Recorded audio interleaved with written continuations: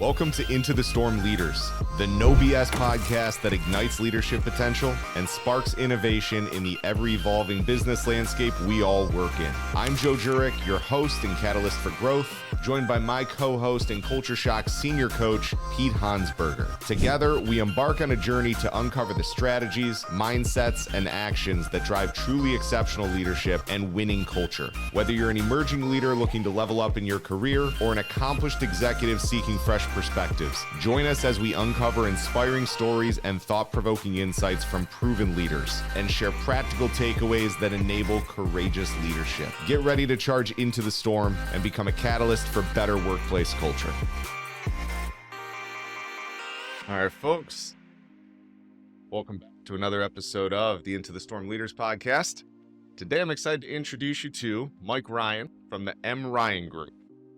Thank you, Joe. It's great to be here. Yeah, I was introduced to Mike by a member of our team, Kimberly Dyer, and we connected a year or two ago, and I learned a little bit more about what you do. It's like, oh, absolutely. Get in here. Let's talk about this, because Mike has been a part of GE, a part of Goodyear. You've been doing your own thing now about 7 years? About 7 years, yeah. 7 years or so. And what is that? What is it that you do? So what I do is help solve supply chain and inventory problems for manufacturers and distributors. And what that means in English is when a business has too much of the wrong stuff and it's killing their cash flow, or not enough of the right stuff and their customers are mad, which in turn hurts their cash flow. I help understand in what ways we can do things differently to produce the desired outcomes. That resonated for me, in part because of my own experiences. About a decade ago, I was part of an organization that had all sorts of cash flow issues, and I felt it, my teams felt it on a daily basis, and there was a lot of root cause analysis that was needed, and unfortunately, we were too far behind it. It wasn't something we really climbed out of soon enough. Right. So I'm sure you've seen some good, some bad, some ugly, and has some wisdom to share on that. And what I was most fascinated about is in our conversation as we sat here and had some lunch before we kicked off, was correlating some of the principles that you help organizations with back to leadership. Right. Right. And how having certain focus as leaders can allow you to just operate more effectively, right? Absolutely. So I want to open that up a bit today. I want to learn more about you and share with our listeners, because I think you have a really fascinating story and some good stuff to share. So we'll talk about your peak leadership experience, some storms that you and or your clients have charged into to get to better outcomes faster. I'm sure you've got some good ones there. Got a couple, yeah. And dig in more to how you operate, what some of your successes have been, and any sort of guidance that you can give to organizations that may have inventory issues or cash flow and working capital shortages and things like that you may be able to help with. I ask that you keep in mind our listeners, a lot of them are emerging leaders, folks in their mid-career, looking to continue to grow and learn and level up as leaders. So any wisdom around operational effectiveness, probably going to do them a whole lot of good.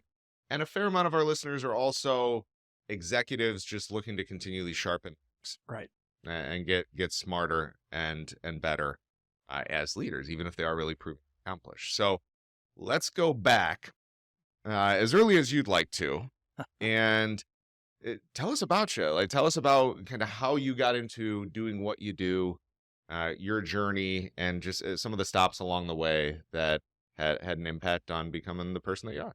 I appreciate it, and thank you for the opportunity.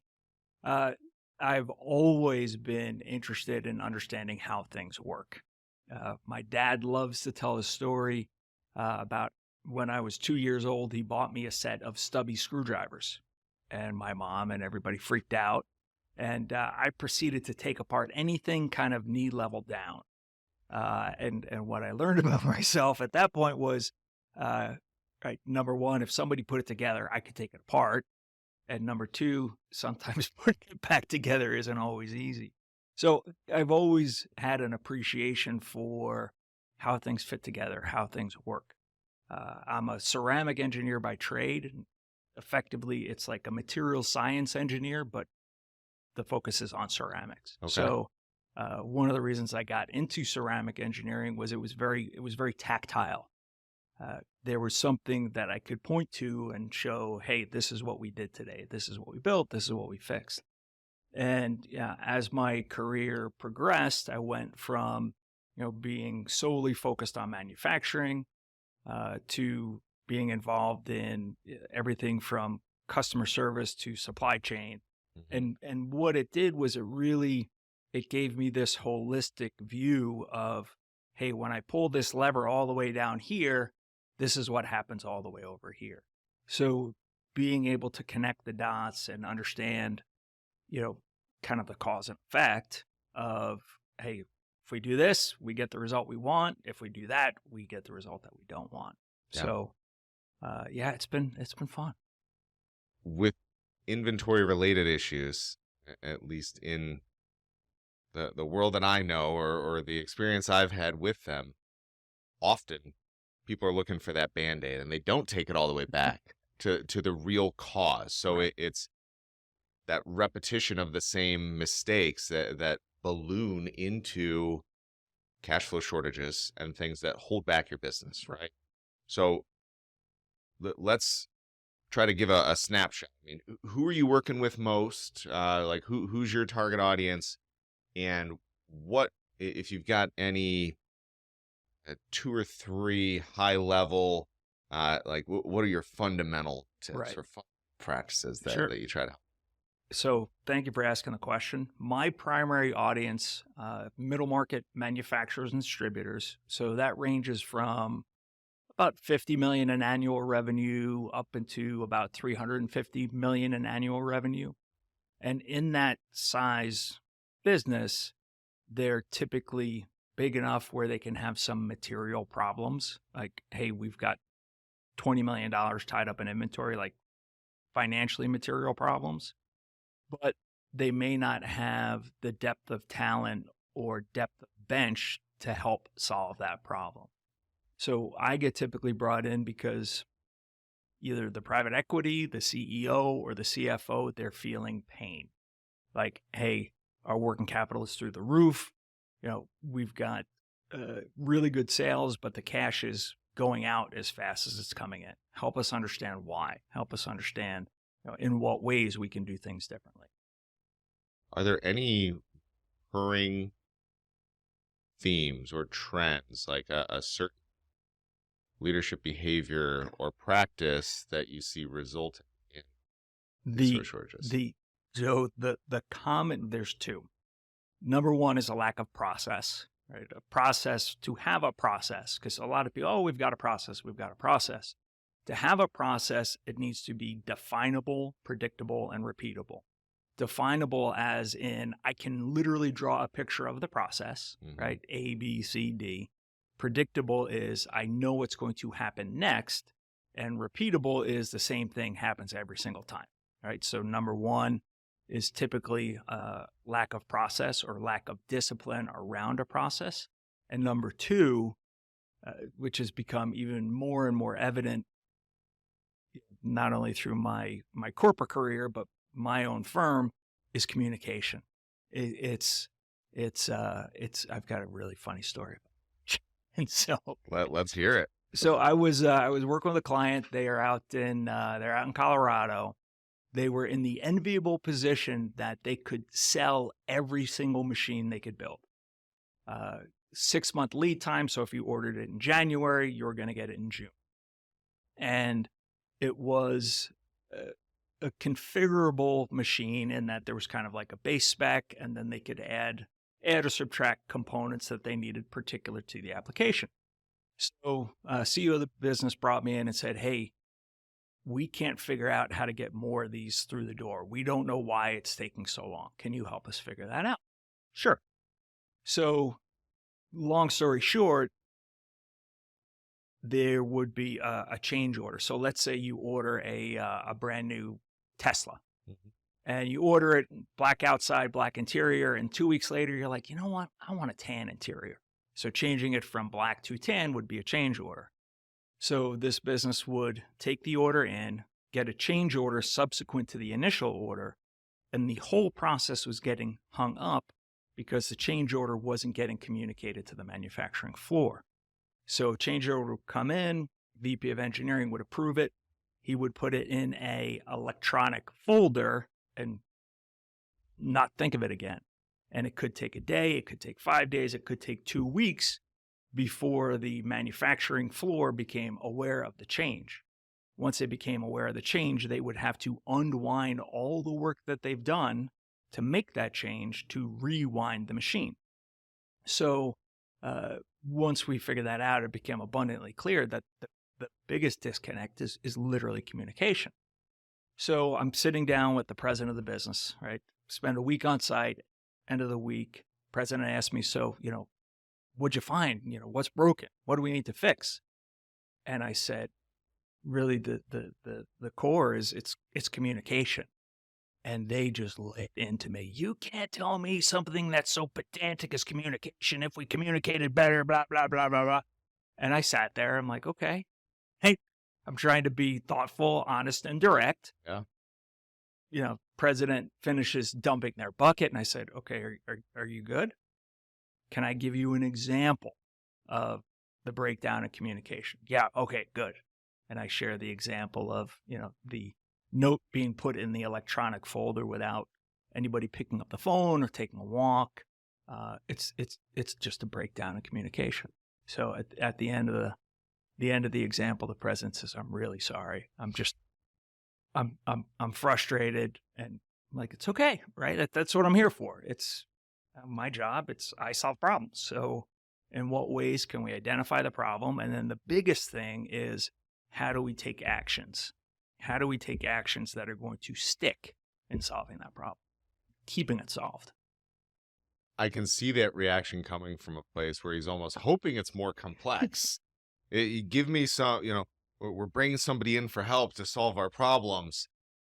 He's gonna, you know, put together this elaborate, Right. reason for why we have these issues, and it could be something simple. It's just a matter of you looking at it from Yeah. different angles and Yeah. having kind of your own process Mm. for examining different steps of the breakdown, right? Like, That's it. Sometimes, Joe, that's all it is perspective.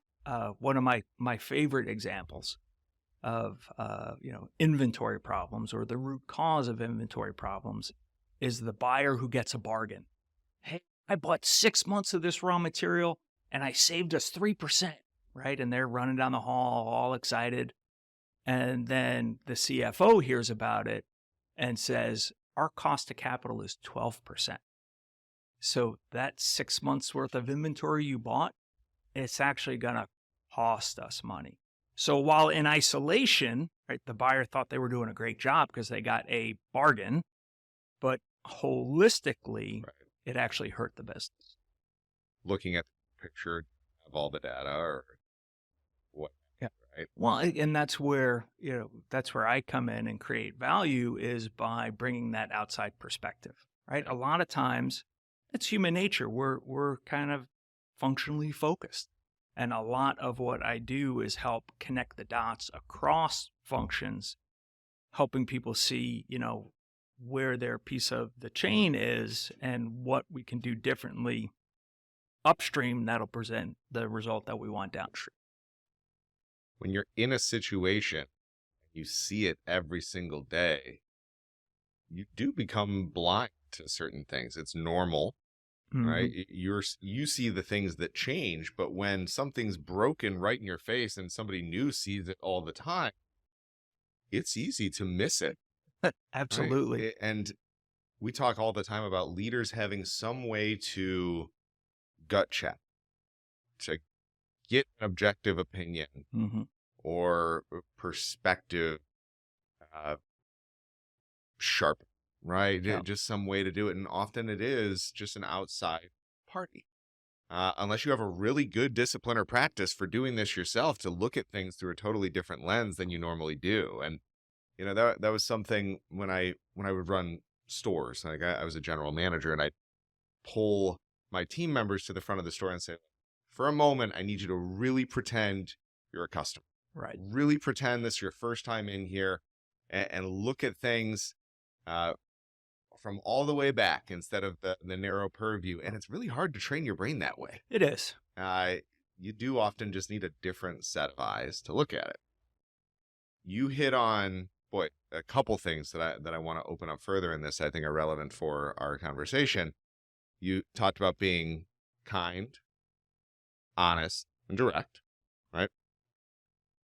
And there were some things around process and communication, and discipline was another one that you threw in there. And boy, what do you know about EOS and the entrepreneurial operating system? Like we talked a little bit about it, Right.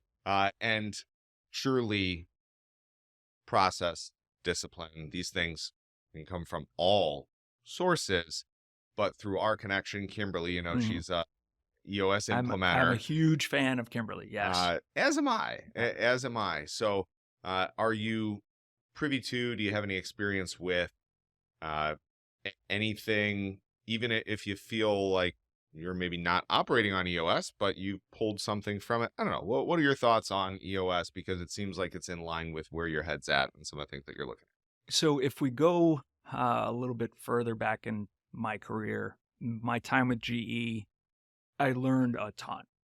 And GE was very process focused, very, very metrics driven, and very good at holding people accountable, at least in the business unit that I was in. And then, fast forward a little bit, and I had the opportunity, I was VP of Ops for a family office, a privately held business. And that business operated on EOS. So I had the pleasure, the privilege of being able to work in a business that operated under EOS. And there are a lot of parallels and similarities to like GE, where it's very process focused. Like EOS itself is a process, right? It's an operating system. It's how we run the business. And having accountabilities very, very clearly defined, understanding, hey, here are my rocks, right? Here are the big things that I'm going to work on. And having that communication across the leadership of the business, so we're all aware of what each other's rocks are, right? In operations, here were my rocks. Engineering, their rocks. Finance, their rocks. And we saw how, through the lens of EOS, they all connected, right? So Scott, he was my CFO. If Scott was running into an issue, it's like, okay, well, operationally, what can I do to help solve that issue, or at least work with you on solving that issue? So, having that framework of EOS on top of the GE experience really helped kind of coalesce some of the fundamentals of how I run my business in terms of, when I'm working with a client, right? Typically it starts with a specific problem, right? It's well defined. Understanding who's accountable to help solve that problem. What are the metrics, right? If it's not measurable, I can't prove it's been fixed. Yep. So where did we start? Where did we end up? And it's been having that EOS experience kind of in my repertoire has definitely been a plus. Yeah. It being something I was more recently introduced to, surely it wasn't the first or last time that I had exposure to or reference of some of these different simple tools. And by no means did EOS create how to document a process, right, in its original form or anything like that. But I think the elegance is in the collection of and simplification of these different systems, processes, and tools to give common language, to get everyone rowing together, which it sounds like whether you're utilizing EOS as an operating system or not, right, there's things you can pluck from it, and that it may remind you very closely of something you're already doing, you learned somewhere else, right? But there's absolutely something to it. I'm glad to hear you had a great experience with it too. Very good. You told us a little bit further back now with GE. At some point, there was a switch to a little more entrepreneurial focus for you, right? I mean, Yeah. did it start with the M. Ryan Group, or Yeah. did you have a business when you were younger?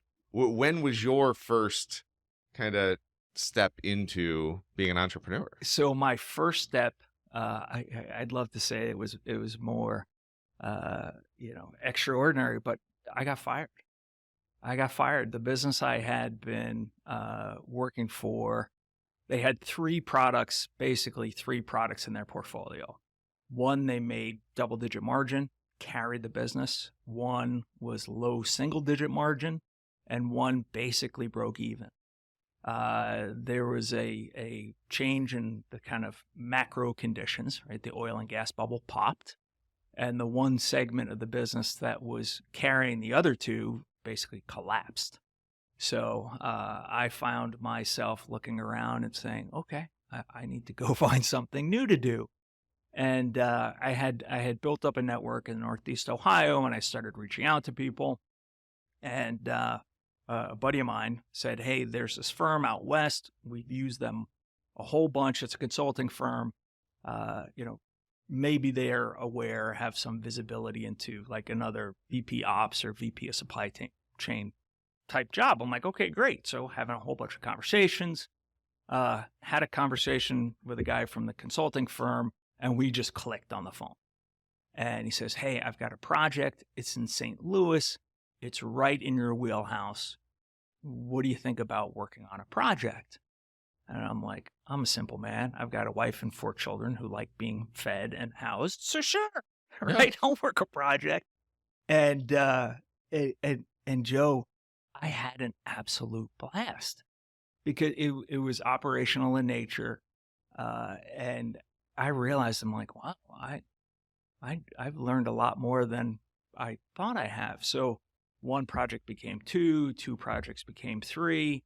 And my wife and I were having a conversation and said, you know what? I can do this. I need to figure out a niche, and I can do this. And that was the genesis of the M. Ryan. It's exciting. Yeah, it's a cool story. Thank you. And I think we need that push sometimes to do something that's we're maybe meant to do or very capable of doing that will get a higher level of satisfaction out of. And I love that you had that realization of, well, I had acquired a very particular set of skills, or a broadly used set of skills that applied to many different businesses and industries. But until you were in a situation where you're just figuring it out and solving the problem, right, you didn't necessarily connect that, right? Like, had you thought about doing something on your own before that? I hadn't. And it wasn't until I worked those first 3 gigs, in effect, where like the big spark or the big 2 dots that got connected was I can help more than one business at a time, right? So if I'm working for GE, I'm working for GE. If I'm working for Goodyear, I'm working for Goodyear. But now I have the ability to help multiple clients in the span of a year. And that for me is like I can help more people.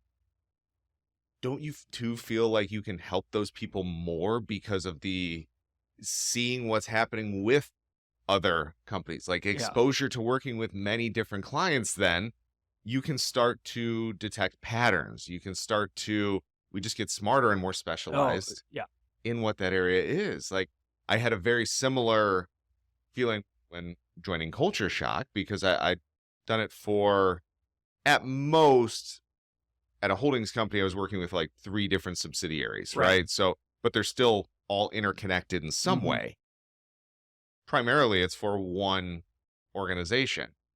And the speed of it, the kind of time in between when you are needed for that specific skill and all that stuff. I mean, we stayed busy, I'm sure, both of us, so working at our respective companies. But boy, there is something to be said about how not only fresh and reinvigorating it is to work with a number of different clients, but how I think it makes you better.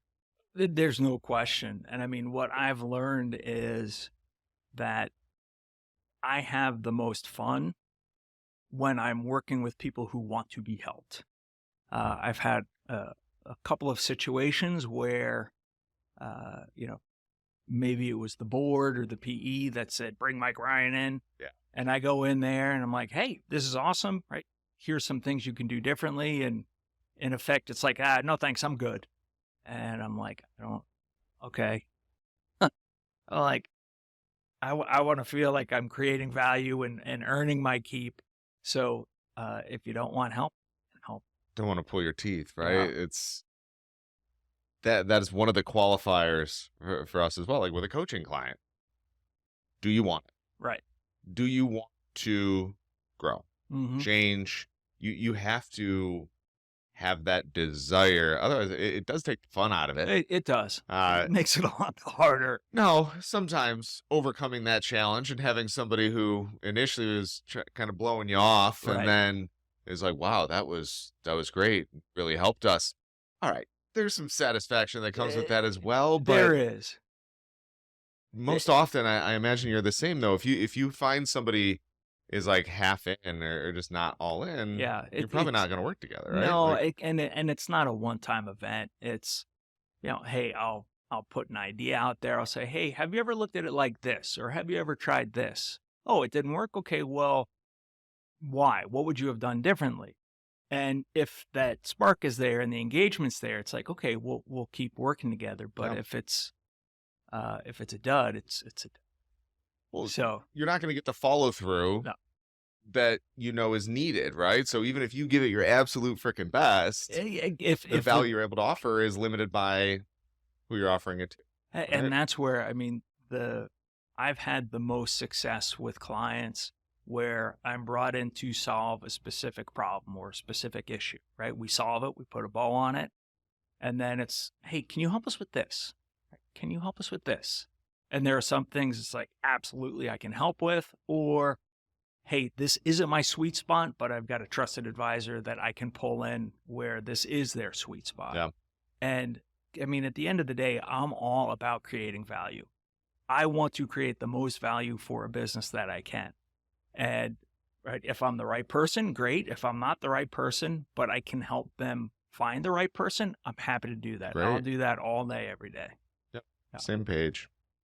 So we know how you kind of stepped into being an entrepreneur. Mm-hmm. That's a storm if I've ever heard one, right? We talk all the time about charging into the uncomfortable, doing the things that you know are going to lead to a better outcome, even if they're painful. Yeah. When you all of a sudden are a provider, a husband, father, Mm-hmm. and without job, I would imagine the seemingly more comfortable path would have been getting another salary somewhere, or that in some ways could have been easier or less painful, less risk, right? Like what gave you the courage? What really gave you that push to charge into the storm? And then I want to talk about some other storms too that you may have gone through. So, I mean, one thing I've learned is, well, quite frankly, that a lot of the corporate jobs I've had, there's implied security, but there's no real security. So if I want to create that security, yes, I'm going to increase the risk, but I have the ability to create that security myself. And I mean, and don't get me wrong. I mean, there were times the first couple of years where I asked myself that question of, do I really want to keep doing this? Yeah. And, having my wife, Jessica, support me. I've got 4 kids that they always ask good questions and they're always supportive.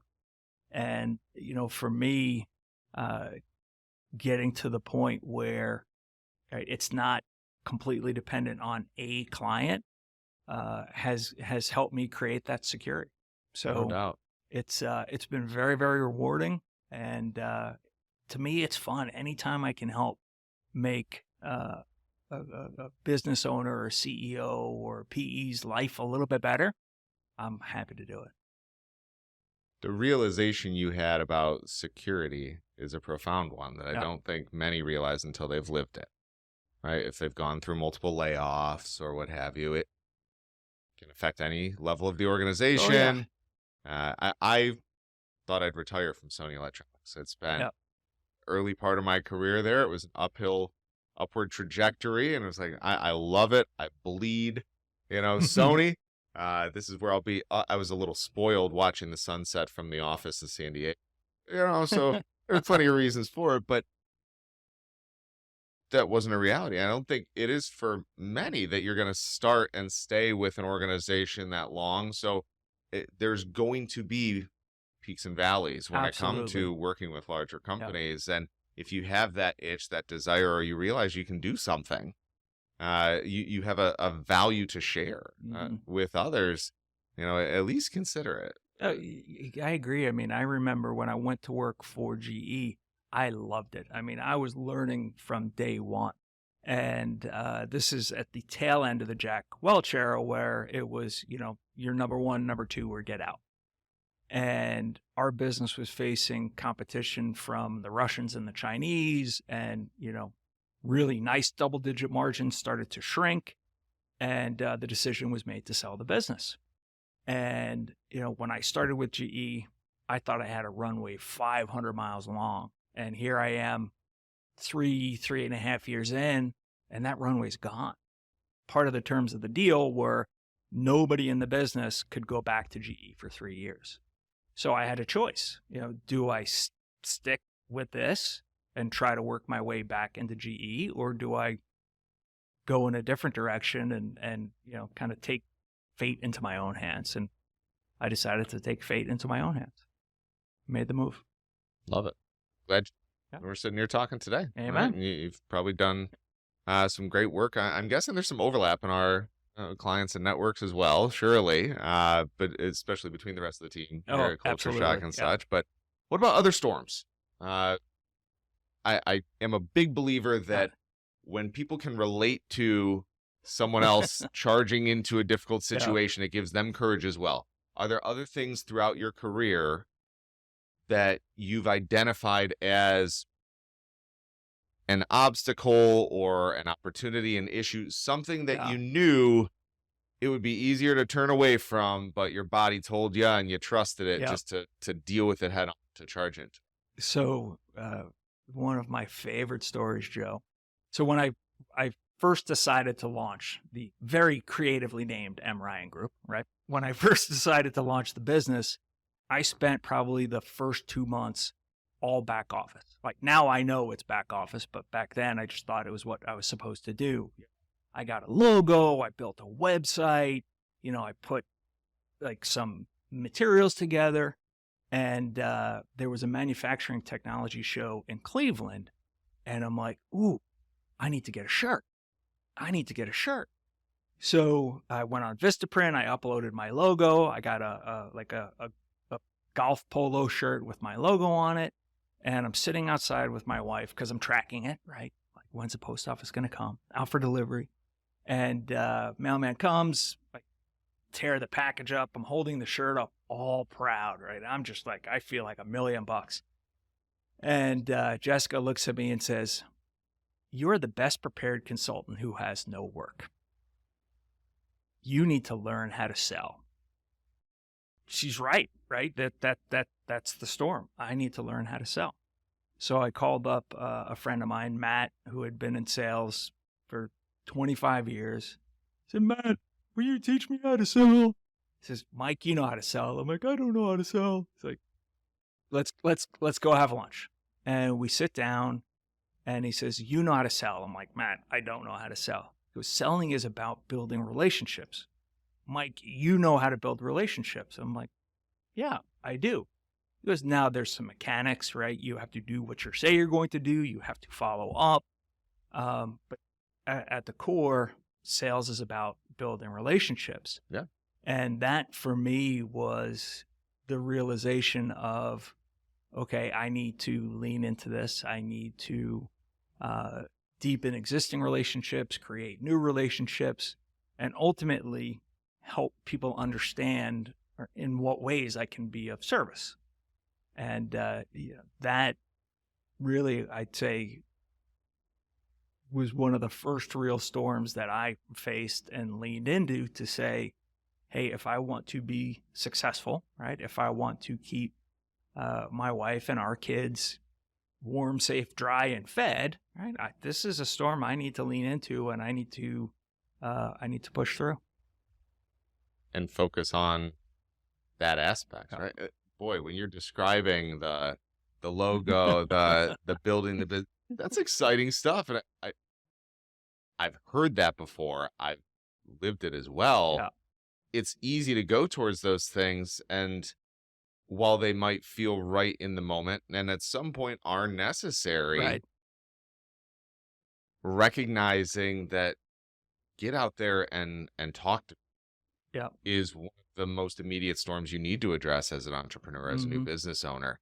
Pick up the phone, do the uncomfortable thing, and just go learn and mess up. Yep. And forge some connections, ask some questions. Like when I got started, that was something Ron, our founder's like, just talk to the people you know and say like, hey, can I get your feedback on this? Like what would you do in this situation? Yeah.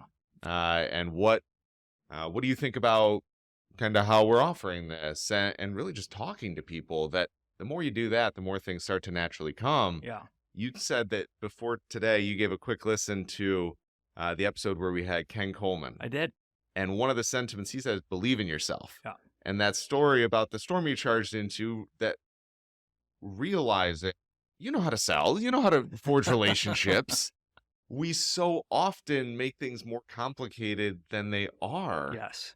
And don't have that sense of like, yeah, we can do anything. We can figure this We out can figure it until out. somebody else tells us. Yeah. So it's great when we can also be that person for someone else, like peak leadership Yes. sort of experience.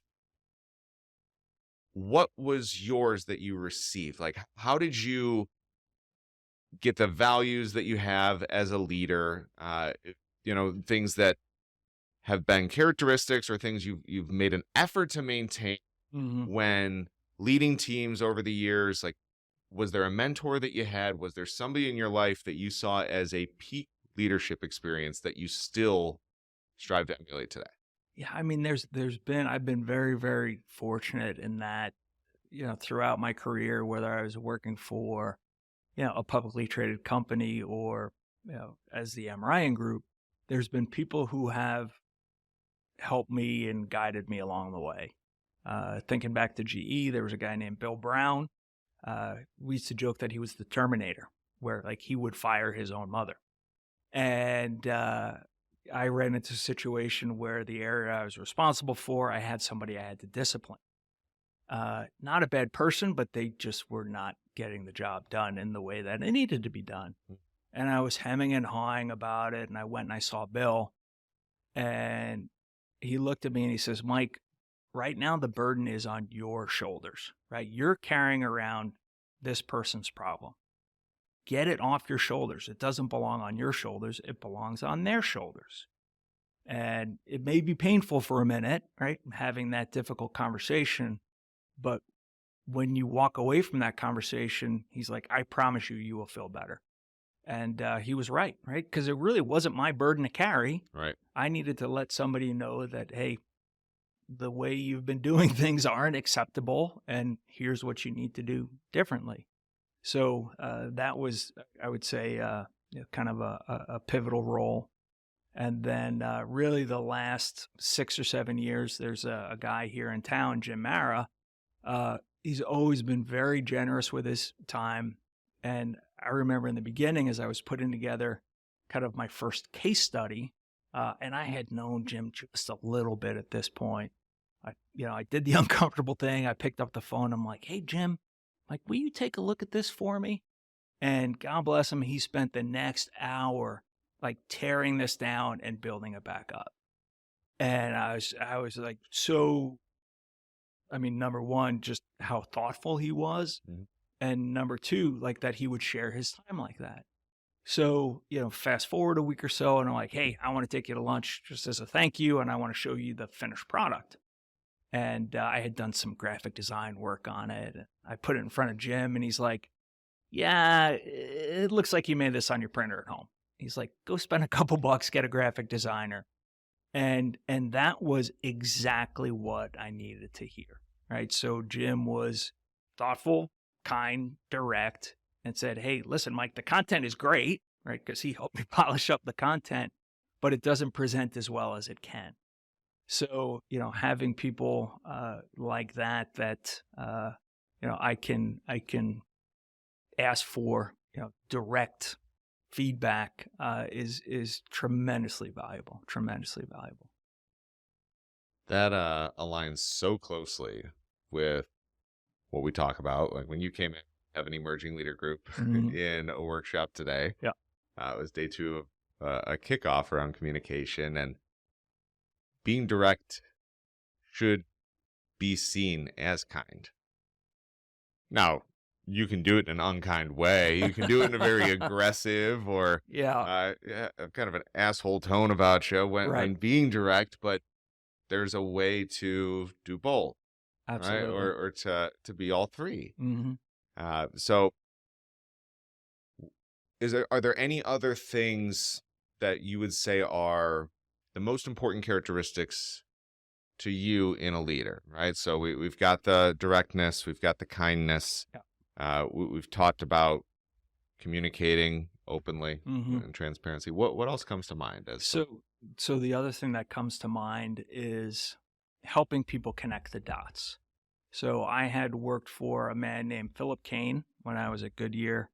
Philip is one of the most thoughtful and intelligent people I've ever had the pleasure of working with. And, we'd be in a meeting, and my role at the time was to help forecast sales, project sales into the future, and take in a lot of the external marketplace and industry conditions and basically synthesize and put it all together. And, we're in a meeting, and I kind of stated the assumptions and I stated the conclusion, right? We're going to do this. And funny, it was kind of like the most violently passive disagreement where nobody said anything. And I'm like, okay, I'm missing something. So after the meeting, I knock on Philip's door. I said, hey, Philip, I'm like, can you help me understand what happened in there or what I need to do differently? And he explained to me that I was taking too big of a leap of logic, right? So for me, because I was neck deep in it, I could see how A connected to B to C to D all the way to the end. But when I presented it, was here's the start, here's the finish, right? And then there's some magic in the middle. And Philip explained to me, like, hey, walk people through your thought process, people through how you got to the conclusion and bring them along with you, right? Invite the conversation. And he goes, over time, right, we'll get to a point where people say, all right, just cut to the chase, right? What's the conclusion? But it'll be because I've helped connect the dots and help bring people along in understanding the thought process that created the outcome. So for that, I am forever grateful to Philip, because it's helped me, to this very day, right? I can walk in, I can hear an inventory symptom or a operation symptom and have a decent idea of what's causing it. And what I need to do is remember that, hey, I need to bring people from the initial observation along with me to the conclusion. Yeah. Because if I just present the conclusion, 50-50, it's going to fall flat. So being able to connect the dots and help people to understand how to connect the dots has proven very, very valuable in what I've been doing. That's a good one. I think it's missed quite often, where there's so many assumptions that we make as leaders, or just for the sake of brevity or feeling like they don't need to know this, it's omitted. Right. And in studies we've done and in research that we've consumed, it's like we see this repeating trend, and it's that the level of engagement of your workforce is in a lot of ways directly tied to their sense of belonging and involvement. Right. People need to understand the why. Mm-hmm. If you want real buy-in and alignment, credibility, you kind of got to explain the thought process and help them think for themselves, right? So that way next time they can also adopt that same thought process. And it shows care, that you care enough and you have enough respect and appreciation for that human to not just say, oh yeah, this is the answer and that's what it is, right? But to help them understand. I think that is a really important characteristic. It is. And what I've learned is I can always explain more.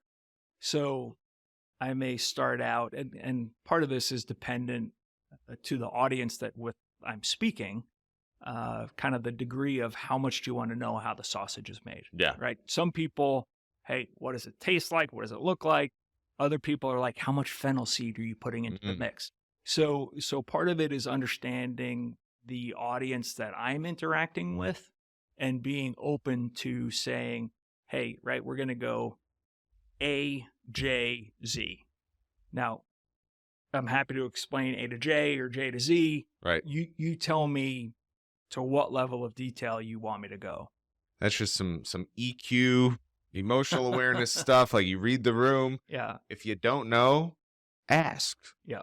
Right. What level of detail would you like me to explain this in? Because sometimes I've also fell into the trap of the latter, right? Where I talk too fast. I give way too much information. I realize halfway through, this person was hoping I'd say 8 words and I've said 800.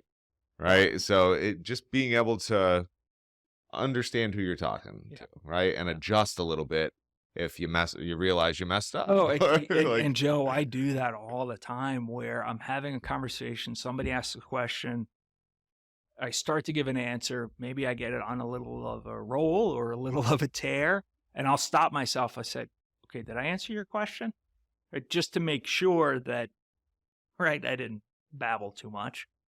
But really, most importantly, hey, you had a question, did I answer it? And if not, okay, maybe I can try coming at it a little bit differently or a little bit more concise or a little bit more lengthy, depending on, who the person is and what the information is that they're looking for.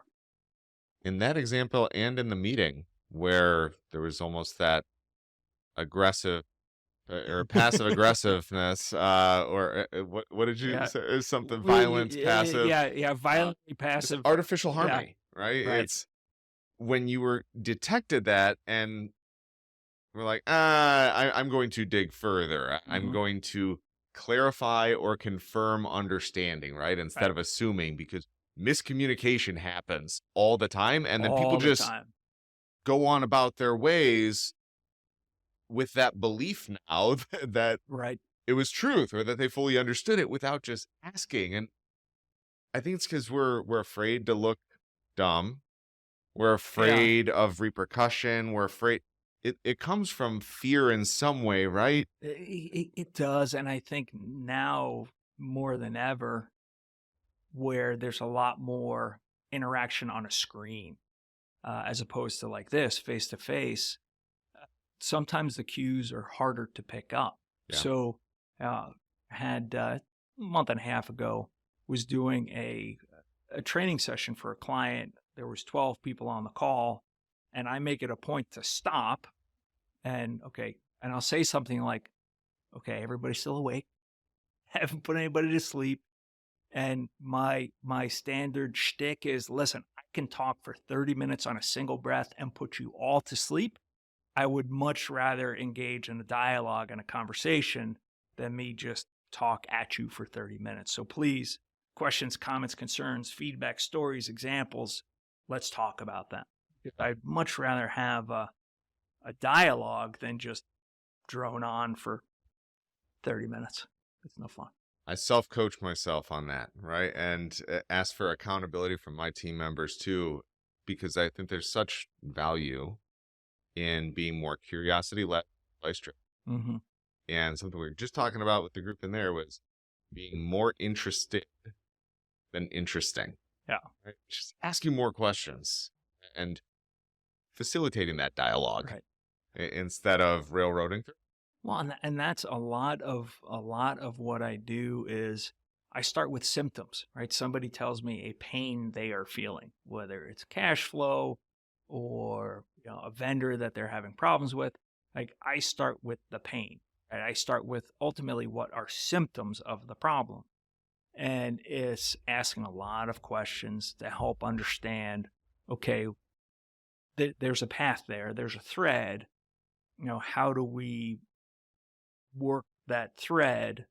Uh, and more times than not, it's just by asking questions. And what I've coached myself on is, okay, I'm going to ask a question and then I'm going to listen, right? I'm not going to think about what I'm going to say next or wait for my turn to talk. It's, I asked a question, right? They're going to share the information. Now I need to listen. I didn't cue you up for this or anything, but it's crazy just the conversations I was in this morning to right now, Yeah. because there's this Pete Hansberger, my colleague, did this just listen exercise. To listen to somebody for 3 minutes, tell a story. You're not allowed to ask follow-up questions, make statements, or anything. All you can do is respond nonverbally. Okay. Because we so often listen to respond instead of listen to comprehend to that Right. exact point. Right. And in the sort of work you do, I imagine you need to accurately comprehend and gather that information to offer a heartfelt or a sound recommendation Yep. for a path forward, right? When you have connected with a new client, gone through that discovery phase, gotten to know, and realized like, oh, Mm-hmm. right? I'm sure there's some that stand out. What are some of the wins Oh. that come to mind? Are there, and you can omit whatever details No, you need to, but it for any of those who maybe do have their yeah. own issue, and I'm not trying to create a commercial to say this too could be you. We saved you X amount of dollars, but just really with this sort of work you do, it's got to be exciting Yeah. when you are able to successfully guide somebody Yeah. towards a major win. What are some of the ones that come to mind? So the first one that comes to mind, Joe, have a client, and I had known the CEO for a number of years, and really met him when I was first starting my journey. And this maybe 2.5 years later from that first meeting, he says, "Okay, Mike, I think we finally need your help." And I'm like, "Okay, great.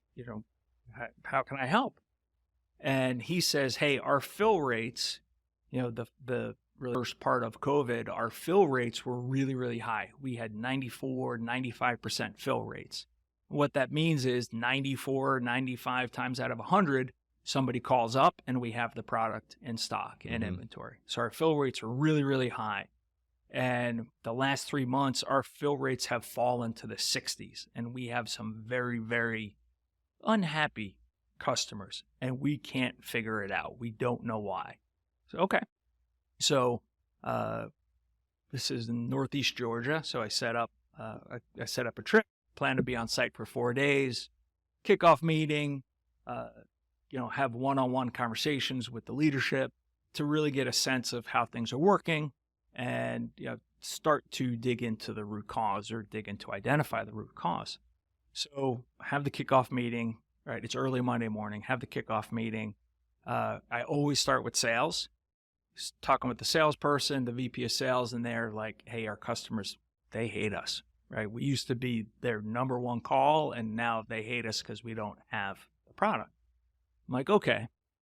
A couple hours later, I'm sitting with the VP of supply chain, and I'm like, "Tell me about your process. Like, how do you forecast demand?" And he goes into this like really big, long song and dance.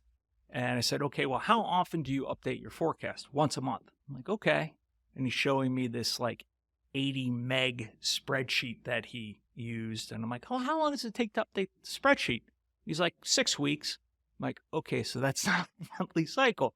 So towards the end of the conversation, it dawns on me, I'm like, this guy's working in a vacuum. He's not talking to anybody. So I asked the question, "How often do you talk with the VP of sales?" And he looks at me and he's like, what do you mean? I'm like, how often do you either sit down with or on the phone? Like, how often are you and the VP of sales talking? And he's like, I don't know, once in a while. And I'm like, is that once a week? Is it once a month? And he's like, yeah, maybe once every 5 or 6 weeks. And I'm like, okay. So, in speaking with the VP of sales, their sales first quarter of that year versus the prior year, they were up 22% year over year, like phenomenal sales growth.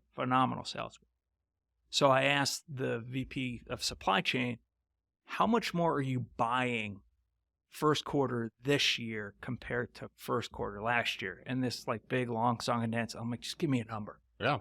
I'm like, how much more are you buying? And he's like, clickety clack, 6%. Okay. I know what the problem is, right? He's selling 22% more. You're only buying 6% more. So David, the CEO, we had a lunch set up for that first day, kind of like a pulse check. And we sit down for lunch and he's like, hey, Mike, how's it going? I'm like, well, David, I've got some good news and I've got some bad news. I'm like, what do you want to hear first? And he goes, all right, give me the bad news first. I'm like, okay, well, bad news is I figured it out, right? Sales and supply chain are not talking. He's like, why is that bad news? I'm like, because I didn't think it'd take me 4 hours to figure it out. I thought it was going to take me days to figure out. So it's like, that's kind of bad news. He's like, well, what's the good news? I'm like, we have 3.5 days to put another order together, right? You will have a restocking order that will meet the needs of sales in place before I leave on Thursday. That's the good news. And he's like, okay. No doubt. But it was just one of those things, having the conversations, asking the right questions. And all of a sudden it's like, wow, these two guys aren't talking to one another. And what they're selling is far outweighs what the supply chain guy is buying. I'm like, we can fix this. we can absolutely fix this. Right. Oh. You picked up on that pretty quickly. Yeah. Yeah. It is funny how so often things come back to these simple opportunity areas. Yeah. Trust, communication, accountability. No matter how established or proven or profitable a company has been, when there's dysfunction, when there's breakdown, it's often in some way one of these areas. It is. And I mean, more often than not, it's people who are trying to be functionally excellent or excellent in their function and not having that full scope view of, hey, where am I, what's my piece of the puzzle and how does my piece of the puzzle shape the outcomes for the full puzzle itself? That's a huge facet of where I think EOS wins or has added value for me. And I've seen it with so many others. I talked about those studies around engagement, people being involved, there being that open, transparent communication and their connection, somebody's connection to their own contributions to the common goal is such a critical piece. Because otherwise, it seems like the company's working towards this vision, this mission, and I'm working on this little side project that, I'm told is important, but doesn't seem like it marries up to what's being shared in town halls and all that stuff. Like, people need to see how their part does make a difference in what the company is trying to accomplish as a whole. And another thing that seems so simple, but that is often missed, like just getting back to these fundamentals, right? Yeah. What about when it's not so simple? So has there been a time where you had to, like, your recommendation was towards something painful, towards something difficult, towards, when we talk about storms, you shared yours. What about with clients where you've maybe given them that courage or at least the knowledge needed to charge into something that was a little more difficult? Yeah. So it's, one that sticks out in my mind is where I gave the client the information to face the storm, but ultimately they didn't face the storm. In that they had an operation, they had all the inventory they ever needed. They literally could not get the product out the door. Couldn't get the product out the door. And spent some time in the operation, and I'm watching and I'm seeing, if you stood in an aisle in this operation, you'd see either a forklift that was waiting for a person to move or a person waiting for a forklift to move. They had too many people. That was the way that they had decided to solve their throughput problem, was by hiring a bunch of temp workers. And I sat down, I said, hey, you don't actually need more people, you need less people. You need to separate these two activities, the replenishment, that's where they're unloading trucks, and the picking, where they're picking orders. Like, you need to separate these two activities and you need fewer people. Oh, no, that's not. And I kind of bit my tongue. I'm like, all right, well, let's get some data. Let's see how this plays out. And over the next 30 days, they spent $80,000 more in temps than they had the prior month, right? They actually brought more people in. Like, after I said you need less people, they brought more people in. So over the course of that month, they spent $80,000 more in temp labor.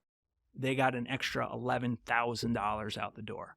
And I'm like, yeah, that's not sustainable, right? You're spending 80 to get 11. I'm like, that's not going to work. So I came at it a little bit differently, right? Spent a little bit more time kind of, hey, this is why you need to separate these operations out. This is why, these areas need to be staffed differently and staffed with fewer people. And they couldn't accept it. And I'm like, okay, I want you guys to be successful. I wish you all the best, but I'm going to go someplace else. Right? I'm happy to take your money as long as I'm creating value. And if you won't take the actions to create that value, then I wish you all the best. Yeah. And for me, that was really the first time in my own firm that I had to face that storm of, hey, there's some clients that I can visualize how much more productive, how much more profitable, how much more efficient they're going to be. But they're stuck. They're stuck. And, it's not just like, hey, knock on the door once and walk away. It's, hey, I'm going to come at this 2, 3, 4 different ways. And if after all the different angles and all the different approaches, it's still not landing, or the case isn't clicking, I can't help. So. Got to know when to move on. Yeah. And that happened to be the storm they were facing too. Like, people issues shouldn't be taken lightly because of all that's at stake for the humans. And that's why, when we were talking about this before we started, when growing businesses, doing so in an intelligent way, in a conscientious way. Right. Instead of just hiring a bunch of full-time employees and then letting them go when you pivot, right? Like, pulling different levers at different times through your growth. But at the same point in time, when you do recognize a barrier to your future is a mistake you made in hiring because your processes weren't simplified enough, because you didn't understand it well enough, so you just threw people at the issue and hired them. Right.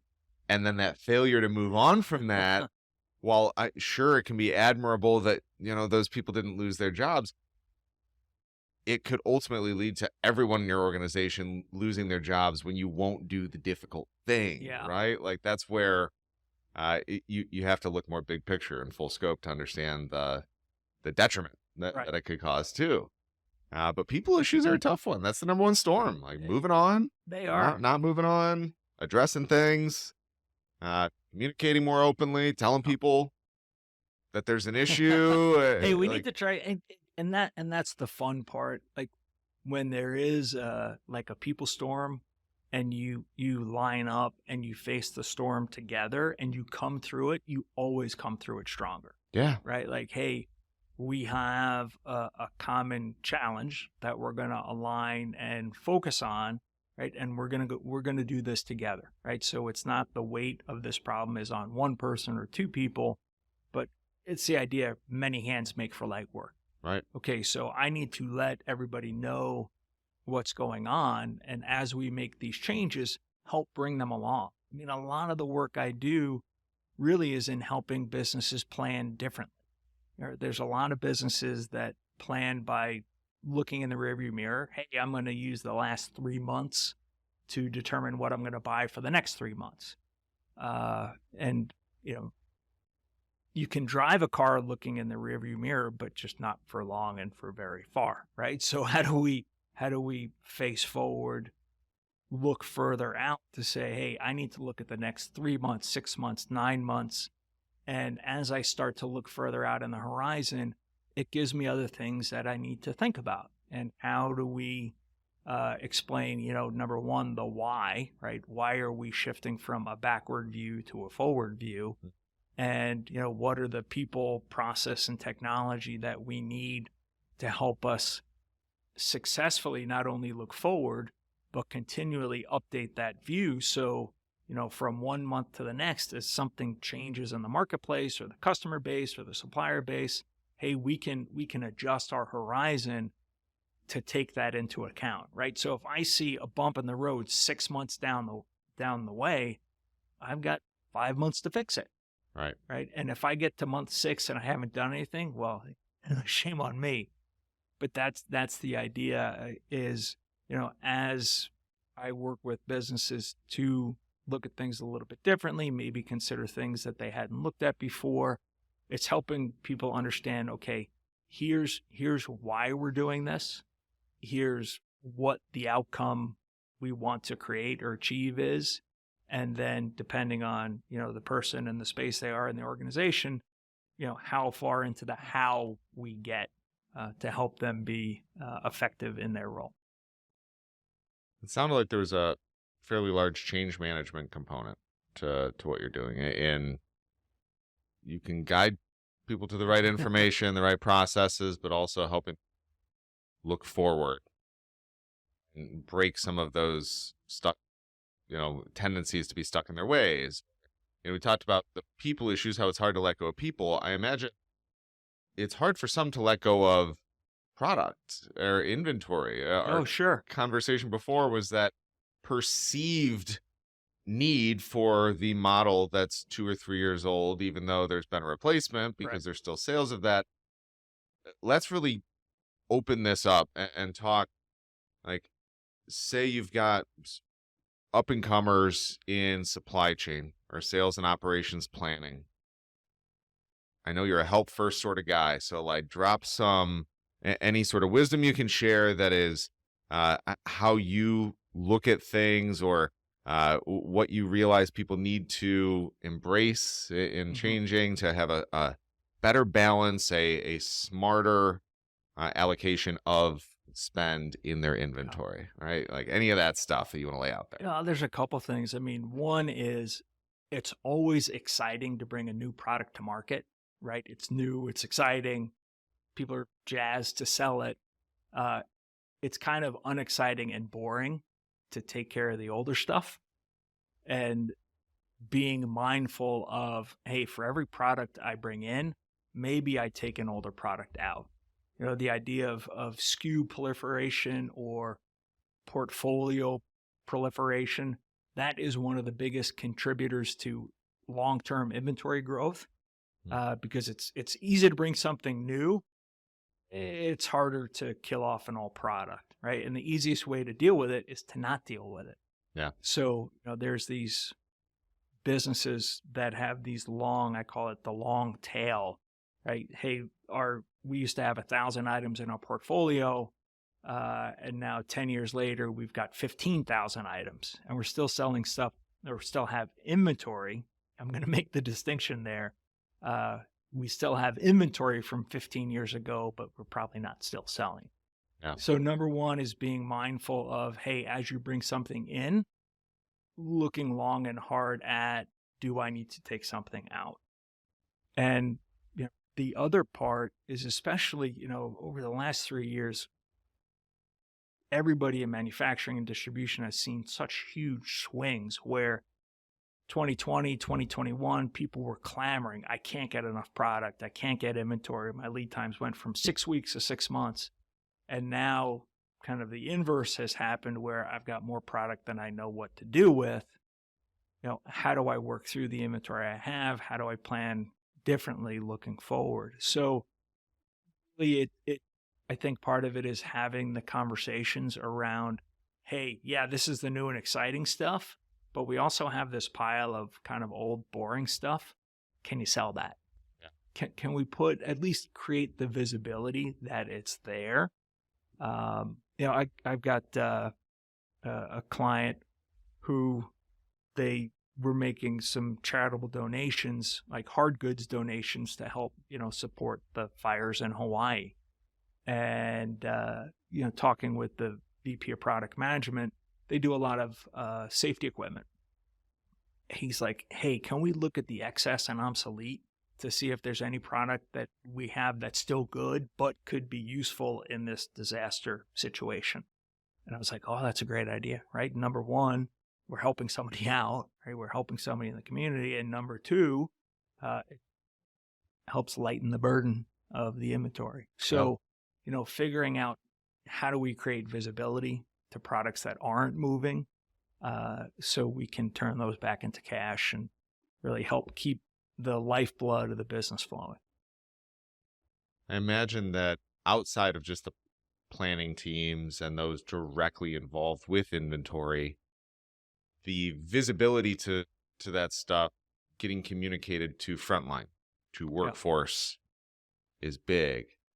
Anything else that, like from a leader purview, like say you inherit a business or you step in and the M. Ryan group diversifies and all of a sudden you own a manufacturing business that has some major issues. What are some of the things that leaders can do with their larger workforce outside of just those directly responsible for or involved with inventory that will make them a better operation? So thank you for asking the question. Inventory is an output. It's the result of the balance or imbalance between supply and demand. So where there's an inventory problem, reality is 9 times out of 10, it's an issue upstream. It's a sales problem. It's a purchasing problem. It's an operations problem. So working back upstream to understand, hey, sales, right? I need a number. If you tell me you're going to sell 50, right? I expect you to sell 50 plus or minus 2 or 3. Don't tell me 50 and sell 100, right? Because that's going to create problems. Don't tell me, right, accurate forecast. But the thing is, if sales tells me 100 and I either build or buy 100, but they only sell 60, now I got a problem because I have cash that's literally frozen in inventory. So having sales, operations, and finance is a huge part of this, right? They're kind of like the unsung underlying thread. Having the business and everybody in the business understand kind of, hey, here's the current state. Here's where we are, for better or for worse. It's, that interplay between sales and operations or operations and supply chain that helps really either improve the level of performance or depress the level of performance, right? Because, I work with a guy, JR, he was a VP of sales when I was a VP of ops. And, his saying was, Mike, I'm going to sell one more truck than you can build. And I'd say, JR, I'm going to build one more truck than you can sell. Right. So there was like this creative, constructive tension. Like, dude, I can build more than you can sell. And him saying, I can sell more than you can build. Right. Yeah. So we were working each other up. Right. Instead of saying, hey, JR, quit selling. Right. I can't build them fast enough. Or him saying, hey, Mike, you guys need to work Saturday and Sunday because you're not building fast enough. It was really understanding. And this is something I think EOS does very well is, hey, where am I relative to where I plan to be? And if there's something that's an impediment or there's something that could be an accelerant, how do I work with my peers? How do I work across the business to help make that happen? You talked about the one gentleman being in a vacuum, right? Where he Yeah. wasn't communicating with that VP of sales. And I think the silos get created at a lot of organizations where there's just not consistent, clear communication across different business units and functions. Right. And I agree with EOS has put together a system where you know the rocks, you know the holistic company goals, things that are being worked on, the measurements or progress, throughout those initiatives. But even if your company is too large, has too many layers, and isn't necessarily target market for EOS, having some format of communication Yeah. between business units of what the priorities are, how everyone can contribute to those, and then progress. Like, I think that what happened is often left and leaves people feeling like, well, that was kind of for nothing, right? The communication of outcome of, did we work through some of this stuff? Yeah. Are we getting better? Do we now, are we still creating other inventory problems as we're working through these? Are new ones popping up? Like, just keeping everyone kind of in the know seems like a pretty simple but critical element. Well, and it is. I mean, ultimately, sales is the bridge from whether it's a manufacturer or distributor. Sales is a bridge to the outside world. They're the people who can bring feedback like, hey, here's what I'm seeing in the market, right? Here's where the trend is going. Here's what we need to stay away from. Here's what we need to lean into. And understanding that you can't pick out any one function and get rid of it, because then the organization wouldn't function as a whole. So there's interdependencies, like constructive interdependencies, but whether it's sales or finance or supply chain or marketing, understanding, hey, we're all rowing and we need to be, as much as possible, rowing in the same direction and to the same point on the horizon. Yeah. Are there any low-hanging fruit areas where you always know, like, there's a high likelihood it can probably save you, or generate some quick cash flow, or this is the one or two areas people always neglect I don't know. Is there anything like that comes to mind? And I mean, I definitely see things reoccurring. I mean, fill rates or on-time delivery. That's one where, hey, I may start out at 95, like 95% fill rate, 95% on-time delivery, and over 6, 8, 9, 10 months, right, that 95 is 88 or 89, right? So it's the kind of thing where it's like a gradual change, and it's like a dull ache all of a sudden becomes a shooting pain. So that to me is a leading indicator of, okay, how's the business doing? Working capital, right? If there's a trend of the working capital, which is money tied up in the business, if the working capital is starting to grow over time without any kind of clear-cut reason, like, hey, we're a seasonal business, we have to build all the summer inventory by January, right? Okay, I get it. Makes sense. But if there's a step function change really in any metric, whether it's fill rate, working capital, I mean, it could be square footage. Hey, this is one of my favorite ones. Hey, Mike, we need to rent another warehouse. Can you help us figure out how big the warehouse needs to be? Right. And that's a question that almost has a predefined outcome, right? They're pre-assuming I need another warehouse. And the reality, or the way I like to think about it, is, Joe, if you were to wake up tomorrow in your home and there was 2 brand new closets that just showed up out of thin air, like you've got 2 brand new closets, what's going to happen in those closets 6 months from now?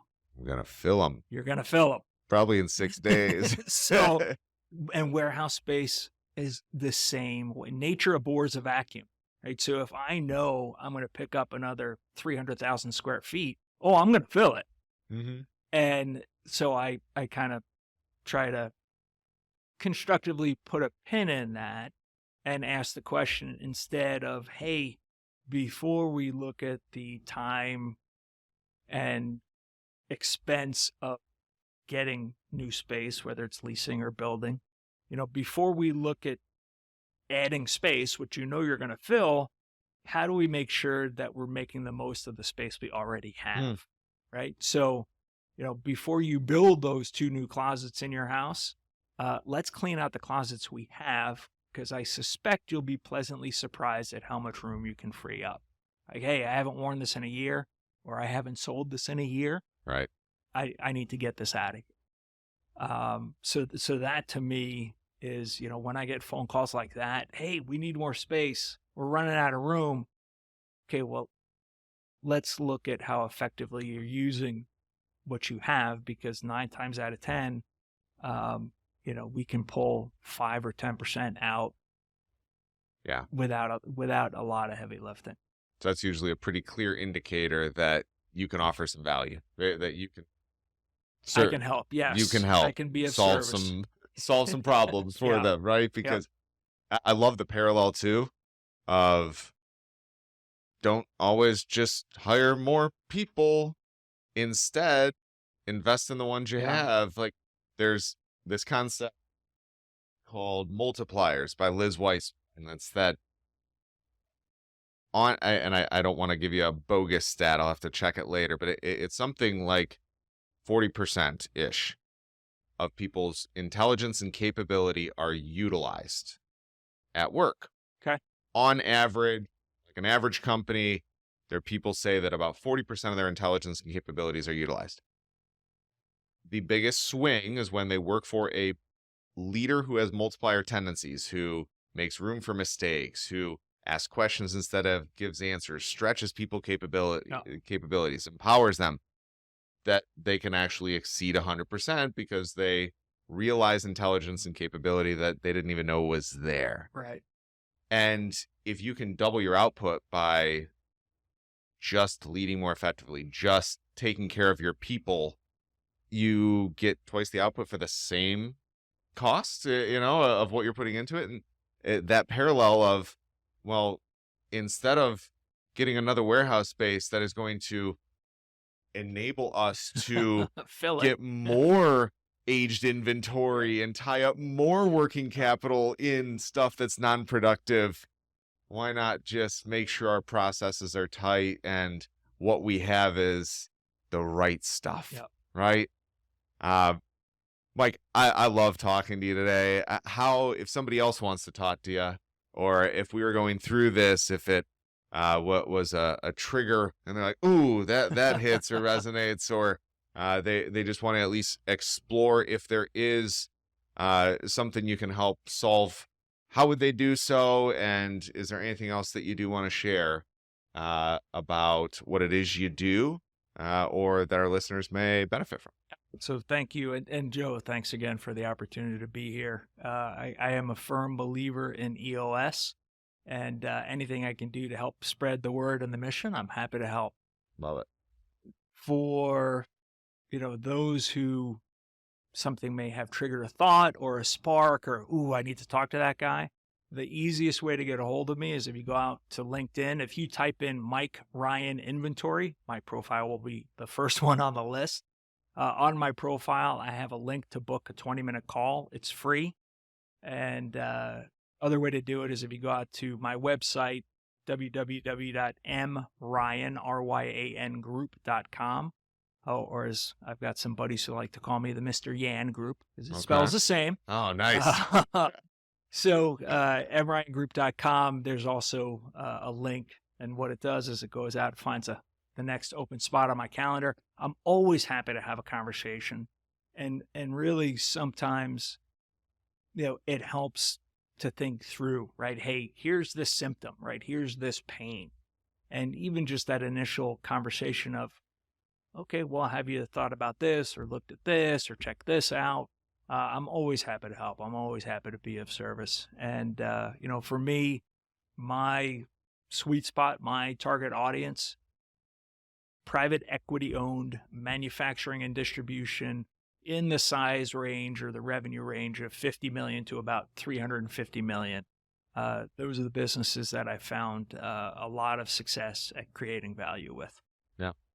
That's some of our clients are in that range. So I hope they hear this. So we'll surely, tell them about it as well.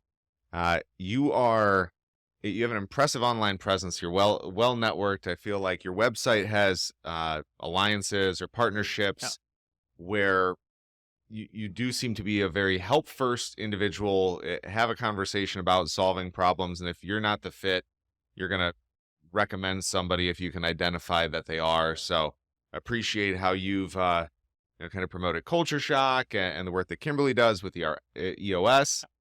Check out the mryangroup.com for not only his services, but the other that you think highly of. My trusted advisors network, who solve everything from, of course we have EOS, right, with Kimberly, but also things like transportation and logistics, right? That's one of the things about being, when I first started out, I was air quotes a supply chain guy. And Joe, what I learned was I spent more time describing what I did do than what I actually did.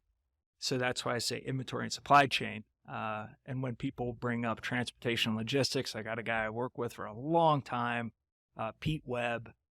He is the guy when it comes to transportation and logistics, figuring out distribution footprints. So if I can't solve your problem, what I want to do is help connect the dots or get them one step closer by saying, hey, try calling this person or this person. They may be a better fit for the outcome that you're looking to create. Love it.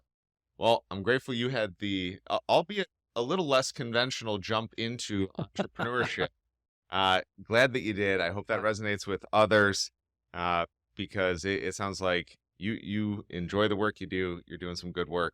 And I'm grateful to meet you. So, you Mike, as well. Appreciate you very much. You can get in touch with him, find him on LinkedIn, follow him on LinkedIn. He's got a pretty good presence on there. And I think offers a lot of value, even if you're not in specifically manufacturing and supply chain. Similar to the conversation today, a lot of this stuff applies to so many other facets There of the are business. many common threads, Right? So that's it for today, folks. Feel free to hop over on YouTube if you only heard this, so you can watch the video version of the episode, and go down in the show notes to get links to all those other resources. Feel free to reach out to Mike on LinkedIn or myself if you have any follow-up questions or any feedback on today's episode. Thank you much. Thank you.